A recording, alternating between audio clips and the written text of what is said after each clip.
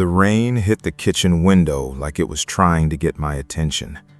I stood there with a cold cup of coffee in my hand, staring at nothing, while my wife Danielle hummed to herself at the counter behind me. 5 years married. 5 years of thinking I knew her. That morning started like every other morning.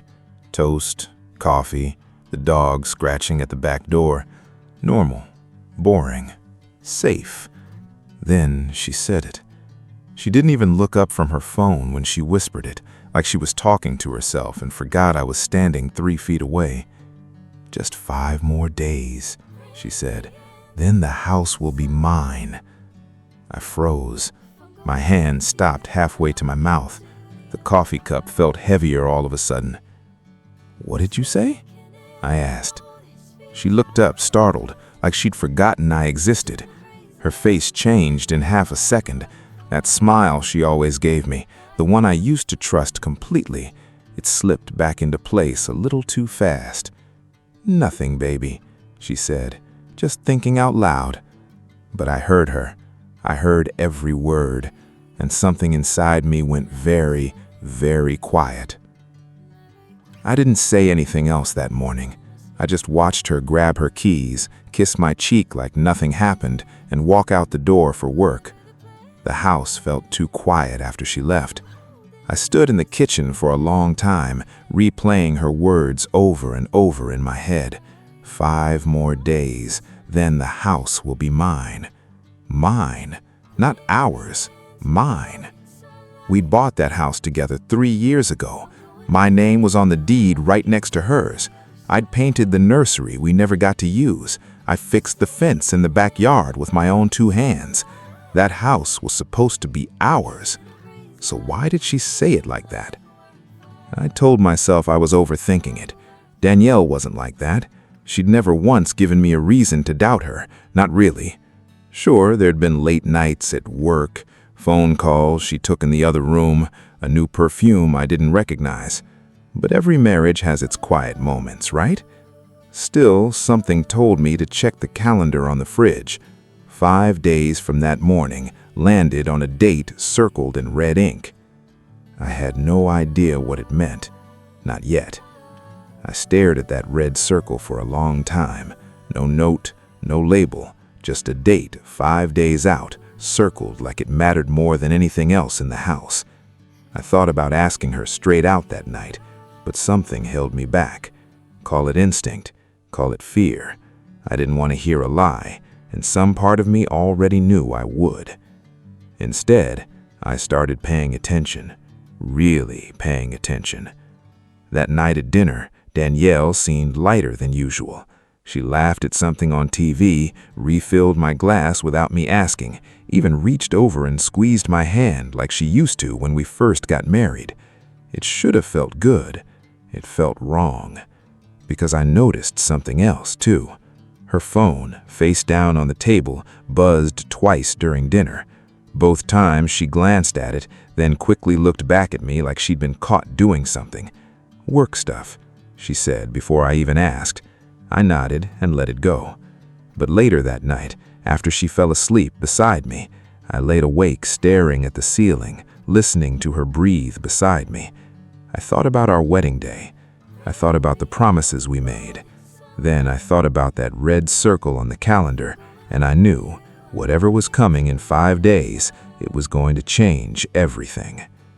The next morning, I decided to test something. I told Danielle I had an early meeting and left the house before she woke, but I didn't go to work. I parked 2 blocks away and waited. 20 minutes later, her car pulled out of the driveway. I followed her, keeping enough distance to stay hidden, my heart pounding harder with every turn she made. She wasn't heading to her office. She was heading downtown, towards the old part of the city I barely recognized anymore. I watched her walk inside like she'd been there a dozen times before, confident, comfortable, like she belonged. I sat in my car for almost an hour, gripping the steering wheel, trying to convince myself there was an innocent explanation. Maybe she was helping a friend. Maybe it was nothing. When she finally came out, she was smiling, the same smile she gave me over dinner the night before. She checked her phone, typed something quickly, and drove off without ever noticing me. I didn't follow her home. I just sat there, staring at the law office sign, feeling something cold settle in my chest. Whatever she was planning, it involved lawyers, and it involved secrets, and it involved that house. I couldn't shake it. That night, I did something I never thought I'd do. I went looking through Danielle's things while she was in the shower. My hands were trembling as I opened her nightstand drawer, careful to keep everything exactly where it was. Underneath a stack of old magazines, I found a folder, manila, worn at the edges like it had been handled a lot. I opened it slowly, my pulse hammering in my ears. Inside was a document, a quitclaim deed. My name was on it, set to be removed from the house title. And next to the date at the top, 5 days from that morning, was a signature line. Empty. Waiting. My stomach dropped. I heard the shower shut off down the hall. I shoved the folder back exactly where I found it and closed the drawer just as Danielle stepped out, wrapped in a towel, humming that same tune from the kitchen. "Everything okay?" she asked, catching my expression. "Fine," I lied. "Just tired." She smiled and kissed my forehead like I was something precious to her, but all I could think about was that empty signature line, waiting for my name to disappear from my own home. 5 more days. She wasn't hiding a secret anymore. She was hiding a plan. I barely slept that night. Every time I closed my eyes, I saw that quitclaim deed, my name sitting there like it was already crossed out. I kept asking myself the same question. How do you build a life with someone for 5 years and not see this coming? The next day, I called in sick to work. I needed answers, and I knew exactly where to start. My old college friend, Marcus. He'd become a real estate attorney a few years back, and if anyone could tell me what that document actually meant, it was him. I met him at a diner across town, somewhere Danielle would never think to look for me. I told him everything, the whisper, the lawyer's office, the folder. He listened quietly, nodding, his coffee going cold in front of him. When he finished, he leaned back and rubbed his jaw. "If she's filing a quitclaim without your knowledge, she'd need your signature. Unless—" He stopped himself. "Unless what?" I asked. "Unless the house isn't actually in both your names anymore. Have you checked the county records lately?" My stomach turned to ice. I hadn't, not once in 3 years. That afternoon, sitting in Marcus's office with his assistant pulling up public records, I found out something that changed everything. My name wasn't just being removed from the house. It was already gone. I stared at the screen, reading the same line over and over, like it might change if I looked hard enough. The deed had been transferred 8 months earlier. 8 months. My signature was on it, a signature I never remembered giving. "That's not possible. I never signed anything." Marcus turned the monitor toward me. "Look at the notary stamp. Do you recognize this name?" I didn't, but I recognized something else. The date. It was the same week Danielle asked me to sign what she called insurance paperwork for a trip we were planning. I remembered sitting at the kitchen table, half paying attention to a football game, signing where she pointed without reading a single word. I trusted her. That was my mistake. "She used that trip paperwork to slip this in," I said quietly, the pieces falling into place like ice cracking under my feet. Marcus's face went serious. "If she's doing that, that's fraud, but you're going to need proof, real proof, not just a feeling." I nodded, my jaw tight. For the first time since that whisper in the kitchen, I didn't feel scared anymore. I felt something sharper, colder. I felt ready. Whatever Danielle was planning for those 5 days, she had no idea I was about to start planning something of my own. That night, I came home and acted like nothing had changed. I laughed at her jokes. I ate the dinner she made. I even let her rest her head on my shoulder while we watched TV, though every muscle in my body wanted to pull away. If she was going to play this quiet, patient game, I could play it too. The next morning, I drove straight to the county recorder's office and requested certified copies of everything: the original deed, the transfer, the notarized signature page. The clerk handed me a thick folder, and I sat in my car in the parking lot studying every page like my life depended on it, because it did. The notary's name kept nagging at me: Patricia Voss. I didn't know her, but when I searched the name later that night while Danielle slept beside me, I found something that made my hands go cold. Patricia Voss worked at the same law firm Danielle had visited 2 days earlier. Same building, same floor. This wasn't a coincidence. This was a plan that had been running for months, quietly, patiently, while I sat across the dinner table from her every single night, completely unaware. I thought about waking her up right then and demanding answers, but Marcus's words kept echoing in my head. You need proof, real proof. So I closed my laptop, turned off the light, and lay there in the dark next to the woman I thought I knew, counting down the days with her. 3 left. The next morning, I did something I'd never done before. I called Patricia Voss's office pretending to be a potential client, just to hear her voice, just to understand what kind of person she was. She sounded polished, professional, careful with her words in a way that told me she'd done this before. I hung up without giving my name. Then I drove to the bank we shared and quietly requested a printout of our joint account activity. My hand shook as I scanned line after line. Most of it was normal: groceries, gas, the electric bill. But tucked between those ordinary charges were 3 payments to a company called Voss and Whitfield Legal Services. Payments Danielle never mentioned, payments that started exactly 8 months ago. She hadn't just planned this, she'd been paying for it, quietly, out of money we both worked for. That evening, Danielle came home glowing, talking about some surprise she had waiting for me soon. She kissed my cheek and told me to trust her.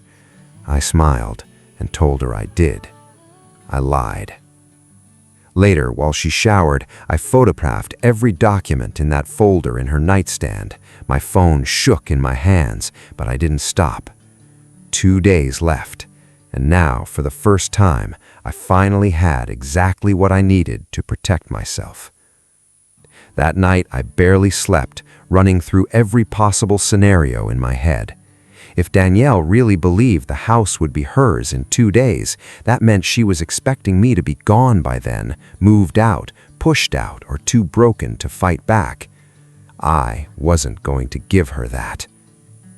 The next morning, I met Marcus again, this time with everything: the certified deed, the bank statements, the photos of the folder.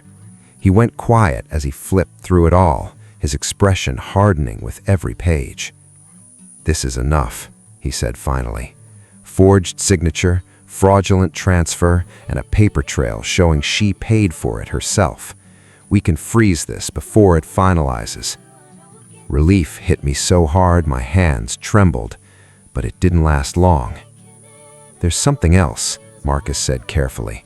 "I ran a background check on Patricia Voss last night. She's been disbarred twice for falsifying documents. If Danielle knew that and used her anyway..." He didn't finish the sentence. He didn't have to. This wasn't a mistake. This wasn't desperation. This was calculated, from the very beginning, by someone who looked me in the eyes every single night and pretended to love me. 1 day left, and for the first time, I wasn't afraid of what was coming. I was ready to end it. The final day started like every other day in our house. Coffee, silence, her humming in the kitchen. Except this time, I wasn't the only one who knew what was coming. I'd asked Marcus to file an emergency injunction that morning, freezing any transfer on the property before it could go through. He also sent copies of everything we gathered to the county recorder and, quietly, to the state bar regarding Patricia Voss. Danielle left for one last errand around noon, dressed like she was heading somewhere important. I followed her one final time.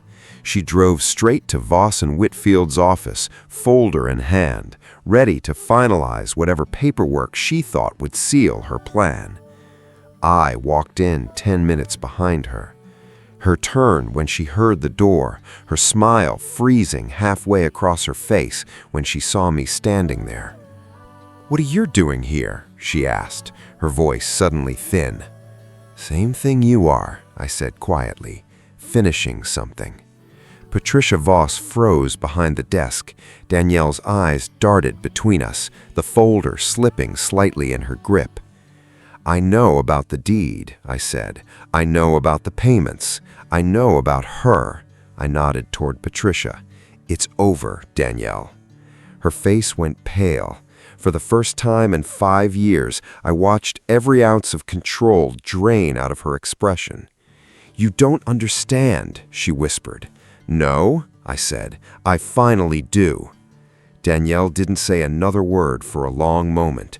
She just stood there, folder trembling in her hand, watching 5 years of careful lies collapse in front of her. "I was going to tell you. After it was done. I needed something that was mine. It was already yours. It was ours. That's what marriage means." She didn't have an answer for that. The injunction Marcus filed stopped the transfer before it ever finalized. Patricia Voss lost her license permanently and now faces her own separate legal trouble. Danielle's forged signature became the centerpiece of a fraud case that ended our marriage far faster than either of us expected. She moved out 3 weeks later. The house, the one she whispered about like a prize, stayed exactly where it belonged, with me. I still think about that morning in the kitchen sometimes. The rain on the window, her voice, soft and certain, whispering words she never meant for me to hear. 5 more days, she said. She had no idea those 5 days would end with her losing everything she tried to take. I used to believe trust was something you gave once and kept forever.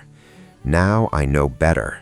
Trust is something you protect every single day with your eyes open, because the people who smile the widest sometimes have the most to hide.